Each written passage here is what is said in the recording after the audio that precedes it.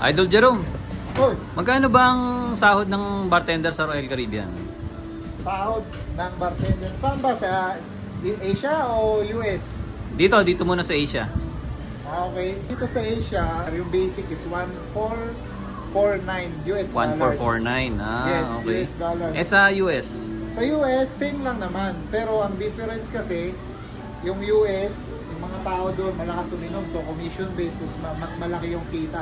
But sa basic mo is lalagpas ka sa basic na salary mo. So more or less. So magkano yung sinahod mo nung nandun ka? So mga more or less, depende sa business eh. So more or less, kaya mong umabot ng 6,000 Yun. to 7,000. US yun, no? US. Sa US. Pero dito, Kasama na tip doon, di pa?